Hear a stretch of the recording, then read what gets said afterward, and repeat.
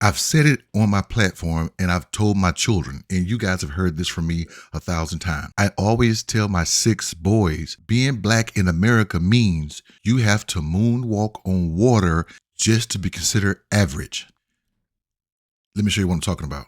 If you don't know who this man is, don't worry about it. I got you. That's the Secretary of Defense, Lloyd Austin. And before he was Mr. Secretary, he was known as General Austin.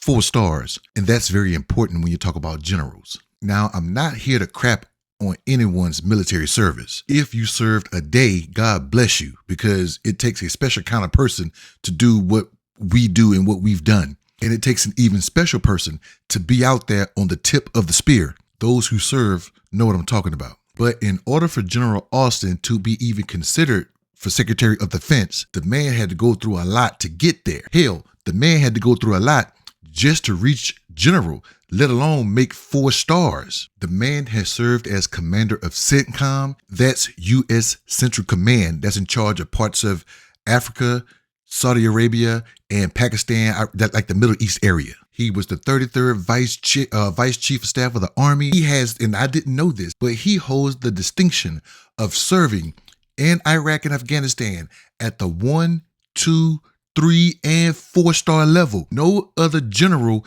in American history, or even in modern American history, or even since the Iraq-Afghanistan war, has served in that capacity in all general officer levels.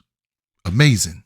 Not to mention all the other commands that he's held before making it to general. The man now is 71 years old, and for the last 4 years, he served as Secretary of Defense, which is a culmination of his entire legacy, his entire life, his entire career. Who has been nominated to take his place? Pete Hegseth. Pete also served in the U.S. Army. Well, really, it was the Minnesota National Guard, but still, he still served. And he made it to the rank of major. Here is a chart of the enlisted and officer ranks. Do you see the gold leaf? That's how far he made it. That's an 04, that's a major. Keep going, because you're going to see the 4-star rank. Now, I want you to tell me which one is more qualified for the position. You got one man who served as a 4-star general, who served in major commands, who was in charge of millions, if not billions of dollars, and multiple lives, who actually commanded a lot of people on the battlefield at the 1, 2, 3, and 4-star level, and has commanded at the chief of staff level of the U.S. Army. And you got another guy who was a major in the National Guard.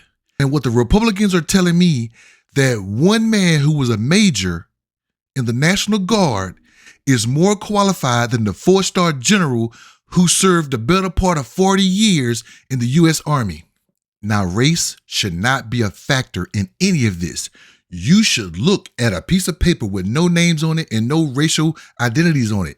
And you should look at the resume of one motivator and the resume of another and say to yourself, who could best fit in this job to lead not only DOD civilians, but the entire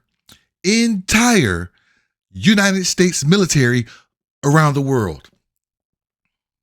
There should be no question. But what you can decipher from what I just told you is that what I said in the beginning, a black man in America has to moonwalk on water just to be considered average to the white man, because this man has made it to the heights of his profession. And Pete has only done a portion of what that man has done. And they're saying that he is just as qualified as the next man to get that top job. I don't believe it. What do you think?